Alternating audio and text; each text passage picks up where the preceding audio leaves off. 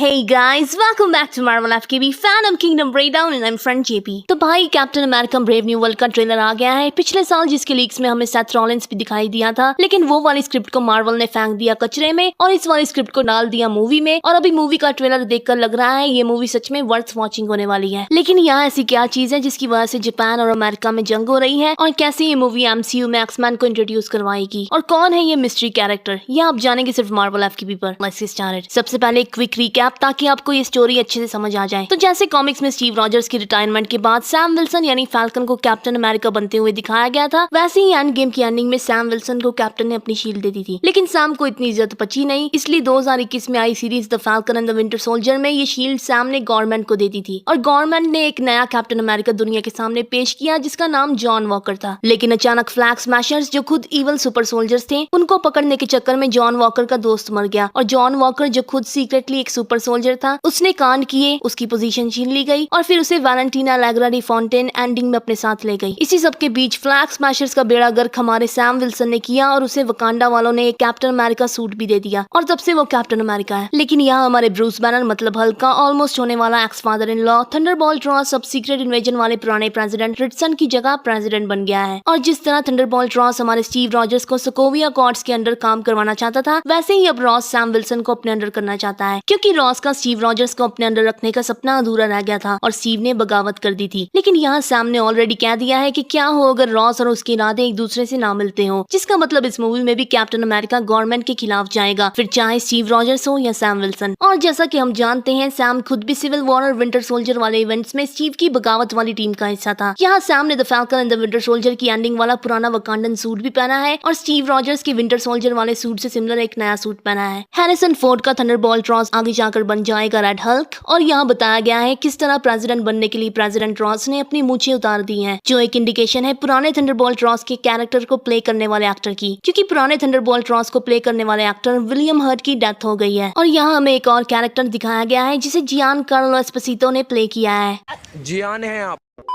और भाई ये कैरेक्टर बहुत ही बैडएस लग रहा है। तो रूमर्स आ रहे हैं कि ये एक्समैन से रिलेटेड कैरेक्टर GW ब्रिज है, जो केबल की बनाई टीम 6 पैक का मेंबर था। ये बहुत ही तेज आदमी है, मतलब हैंड टू हैंड कॉम्बैट जानने वाला स्किल स्ट्रेटेजिस्ट है। इसी वजह से ये कॉमिक्स में आगे जाकर शील्ड का एजेंट बन गया था, जिसे केबल की एक्स फोर्स पर नजर रखने के लिए शील्ड एजेंट बनाया गया था। और यहाँ एक और प्रूफ है जिससे ये प्रूव होता है कि जियान कार्लो एस्पोसितो का कैरेक्टर GW ब्रिज ही है, और वो है यहाँ इटर्नल्स के मरे हुए सेलेस्टियल की बॉडी का बैकग्राउंड में होना, जिसके अंदर एडामेंटियम है, और एडामेंटियम वही मेटल है जो लोगन के अंदर है। और अब यहाँ इस मरे हुए सेलेस्टियल की बॉडी से अमेरिका और जापान दोनों ही इस वाइब्रेनियम से भी कहीं ज्यादा स्ट्रॉन्ग मेटल को रिकवर करना चाहते हैं, जिसका नाम एडामेंटियम है। और आप खुद पढ़ सकते हैं कि एडामेंटियम वाइब्रेनियम से 10 गुना ज्यादा स्ट्रॉन्ग और अनब्रेकेबल है। यहाँ तक इससे कैप्टन अमेरिका की शील्ड भी टूट सकती है, और इसे शी हल्क जैसी वाहियात सीरीज में भी मेंशन किया गया था, जहाँ न्यूज आ रही थी कि एक ओशन के ऊपर फ्लोट करती हुई बॉडी के बारे में, जो इसी सेलेस्टियल की बॉडी है, और मेटल के पंजे वाले आदमी की बाढ़ में हुई फाइट जो डेफिनेटली ह्यू जैकमैन का लोगन है। और यहाँ इस मूवी में एक और म्यूटेंट है जिसका रोल इजरायली एक्ट्रेस शीरा हस प्ले कर रही है, जिसका नाम सबरा है, जो खुद भी फर्स्ट इजरायली म्यूटेंट थी। मतलब MCU में एक्समैन की एक्सिस्टेंस आ गई है। और ये सब तब से हो रहा है जब से ही हू रिमेन्स के मरने के बाद सभी ब्रांचेस आजाद हो गई थी, क्योंकि जब ही हू रिमेन्स जिंदा था तो तब सिर्फ MCU का यूनिवर्स ही एग्जिस्ट करता था। और फिर लोकी सीजन 2 में टेम्पोरल लूम जो इन ब्रांचेस को फिल्टर कर फालतू की टाइमलाइंस को इरेज करता था, वो अचानक से ओवरलोड हो गया और ब्लास्ट हो गया, जिसके बाद लोकी ने उन सभी आजाद हुई ब्रांचेस को अपने मैजिक से जिंदा कर दिया। और अब लोकी के एक ड्रेजल ट्री के मल्टीवर्स में वो फालतू की ब्रांचेस भी MCU के साथ मर्ज हो गई हैं, और वो फालतू ब्रांचेस एक्समैन और फैंटास्टिक फोर के यूनिवर्स की थी, क्योंकि कैंग की स्टोरी इन दो टीम से रिलेटेड है, और ही हू रिमेन्स ने अपने ही इवल वर्जन्स को बनने से रोका था। लेकिन ये एक लूप थी, और ही हू रिमेन्स इस लूप को चलाकर ही रखना चाहता था, और इसे मैंने अपनी इस वीडियो में अच्छे से एक्सप्लेन किया है, लिंक डिस्क्रिप्शन में है। और इसे और अच्छे से एक्सप्लेन करने के लिए एक और वीडियो मेरे चैनल पर आएगी। और करंटली MCU के अंदर स्कारलेट विच ही वो कैरेक्टर है जिसकी वजह से एक्समैन यहाँ पर आए हैं, क्योंकि वांडा विजन में स्कारलेट विच ने एक्समैन के यूनिवर्स से एवन पीटर्स वाले क्विकसिल्वर को MCU में टेलीपोर्ट कर लिया था, और एंडिंग में हमें ये नहीं दिखाया गया कि एवन पीटर्स की क्विकसिल्वर का क्या हुआ, और ना ही उसकी पावर स्कारलेट विच ने छीन ली हो, ऐसा भी नहीं दिखाया गया। और फिर 2023 में आई सीरीज सीक्रेट इन्वेजन की एंडिंग में कई सारे लोग स्क्रल्स ने पॉड में रखे हुए थे, और उनमें से एक एवन पीटर्स का क्विकसिल्वर भी था। अब यहाँ से आती है इस मूवी को लेकर एक बहुत ही स्ट्रॉन्ग थियरी, जो शायद अभी तक किसी ने नहीं कहा होगा। तो क्योंकि जब सीक्रेट इन्वेजन चल रहा था तो वहाँ एक बहुत ही छोटी सी डिटेल दिखाई गई थी, जहाँ निक फ्यूरी की वाइफ के घर पर decoding the super human genes नाम की बुक पड़ी हुई थी, जो खुद निक फ्यूरी की स्क्रल वाइफ वारा ने लिखी थी, जिसका मतलब स्क्रल्स ऑलरेडी दुनिया पर राज करने के लिए म्यूटेंट जैसी चीज बनाने की ट्राई कर रहे थे, लेकिन उन्होंने उससे सुपर स्क्रल बनाया। लेकिन एंडिंग में हमारा सुपर स्क्रल ग्रेविक, जिस पर हर कंट्री के स्क्रल प्रेसिडेंट की उम्मीदें थी, वो हार गया और अब स्क्रल्स निक फ्यूरी की वाइफ की रिसर्च क्विकसिल्वर का म्यूटेंट डीएनए और एडामेंटियम को रिकवर कर वेपन एक्स जैसी कोई साइंस कंपनी खोलेंगे और एमसीयू की म्यूटेंट्स तैयार करेंगे, जिसकी वजह से एमसीयू का खुद का एक वुल्वरिन और बाकी सभी म्यूटेंट्स बनाए जाएंगे। और ये सब हुआ लोकी सीजन 1 और 2 की एंडिंग की वजह से, जिस वजह से जैसे भी कर बस एक्समैन का ओरिजिन बनता जा रहा है। और मैंने स्क्रल्स का नाम इसलिए लिया क्योंकि यहाँ एक ग्रीन फिगर फोन पर बात करते हुए दिखाया गया है, जिसे लोग द लीडर समझ रहे हैं, जो दी इनक्रेडिबल हल्क मूवी में दिखाया गया था। द लीडर भी हल्क की तरह गामा रेडिएशन से बना था, लेकिन उसका दिमाग बहुत ही इंटेलिजेंट हो गया था, जिसकी वजह से वो टेलीपैथी और टेलीकिनेसिस कर सकता था। लेकिन यहाँ इस आदमी का सिर तो इतना बड़ा है ही नहीं। अब हो सकता है कि द लीडर भी इस मूवी में हो, जिसकी वजह से यहाँ the Falcon and the Winter Soldier में इंट्रोड्यूस करवाया गया black super soldier Isaiah Bradley किसी फ्रीक्वेंसी की वजह से आउट ऑफ कंट्रोल हो गया है। लेकिन यहाँ स्क्रल्स भी डेफिनेटली दिखाए जाएंगे, क्योंकि प्रेसिडेंट रिटसन की वजह से सीक्रेट इन्वेजन की एंडिंग में इंसान स्क्रल्स को और स्क्रल्स इंसानों को मार रहे थे, जिसकी वजह से यहाँ स्क्रल्स को डेफिनेटली दिखाया जाएगा। वैसे हम अभी भी नहीं जानते कि एमसीयू का प्रेसिडेंट रॉस स्क्रल ना हो, क्योंकि सीक्रेट इन्वेजन में हर कंट्री में बड़ी बड़ी पोजीशंस वाले लोग ज्यादातर स्क्रल्स ही थे। हो सकता है यहाँ सैम विल्सन का कैप्टन अमेरिका स्क्रल्स के खिलाफ जाएगा, और शायद ये जापानीज प्रेसिडेंट द वुल्वरिन वाली मारिको का दादा सिल्वर समुराई है, जिसे लोगों ने नागासाकी के एटम बॉम्ब से बचाया था, या फिर ये उसका बेटा शिनजन यशीदा हो सकता है। अब बात करते हैं आखिर क्यों थंडरबोल्ट रॉस एके प्रेसिडेंट रॉस रेड हल्क बन जाएगा। तो भाई यहाँ इस चीज की एक ही पॉसिबिलिटी हो सकती है। कैप्टन अमेरिका सिविल वॉर में हमें हिंट दिया गया था कि थंडरबोल्ट रॉस को गोल्फ खेलते हुए हार्ट अटैक आने की वजह से आर्मी को छोड़ना पड़ा। इसी वजह से रॉस ने खुद को रेड हल्क बनाया था, क्योंकि हल्क में भी हीलिंग फैक्टर है, या फिर रॉस खुद पर असैसिन अटैक्स होने के डर से मूवी में ही रेड हल्क बन जाएगा। कॉमिक्स में रॉस एक खानदानी सोल्जर था, मतलब उसके बाप दादा भी सोल्जर ही थे, और रॉस खुद भी इसी प्रोफेशन में गया। लेकिन तभी रॉस को न्यूक्लियर टेस्टिंग साइट पर भेज दिया जाता है, जहां रॉस ब्रूस से मिलकर बहुत इंप्रेस होता है। लेकिन उस प्रोजेक्ट का सुपरवाइजर रॉस की जगह ब्रूस को बना दिया जाता है, और रॉस उससे चिढ़ जाता है, और फिर ब्रूस एक्सपेरिमेंट के चक्कर में हल्क बन जाता है, और रॉस हल्क को मारने की कोशिश करता रहता है, और अपनी बेटी बैटी जो हल्क की गर्लफ्रेंड है उसकी किसी और से शादी करवा देता है। लेकिन उसका डिवोर्स हो जाता है। ना सक्सेसफुल होने की वजह से रॉस हल्क के दुश्मनों से हाथ मिला लेता है, और कुछ देर बाद अबॉमिनेशन बैटी को मार देता है, जिसके बाद उसे द लीडर और मोडॉक हल्क की पावर एब्जॉर्ब कर रेड हल्क बना देते हैं, ताकि ब्रूस और रॉस एक दूसरे से फाइट करें। और रेड हल्क ब्रूस की तरह आउट ऑफ कंट्रोल नहीं होता, बल्कि रेड हल्क में रॉस की सेंसेस हैं। बल्कि कोई भी हल्क आउट ऑफ कंट्रोल नहीं होता है, क्योंकि हल्क वाला पर्सोना ब्रूस की स्प्लिट पर्सनैलिटी डिसऑर्डर का पार्ट है, और रेड हल्क अपने अंदर किसी भी ओपोनेंट की पावर एब्जॉर्ब कर सकता है, इवन सिल्वर सर्फर की भी। और कॉमिक्स में जब रेड हल्क फाइट कर रहा होता था तो उसकी जगह जनरल रॉस का लाइफ मॉडल डिकॉय बैठा होता था, बिल्कुल मित्सुओ के रोबोट की तरह। तो यहाँ प्रेसिडेंट रॉस की जगह एक स्क्रल व्हाइट हाउस में हो सकता है। और हाँ, ये सीन जापान में नहीं वॉशिंगटन डीसी का है, क्योंकि कुछ लोग वॉशिंगटन डीसी नहीं गए, वो सोच रहे हैं कि पिंक चेरी ब्लॉसम्स का मतलब जापान, बट नहीं, वॉशिंगटन डीसी में भी चेरी ब्लॉसम्स उगते हैं, जो जापान की तरफ से 1912 में दिया गया फ्रेंडशिप का गिफ्ट था। मतलब ये फाइट सीन व्हाइट हाउस के आगे हो रहा है, और नेक्स्ट सीन में व्हाइट हाउस भी दिखता है, जहाँ अगेन ये पिंक साकुरा दिखता है। अगर वीडियो अच्छी लगी तो चैनल को सब्सक्राइब जरूर करना। आज के लिए बस इतना ही। Thanks for watching.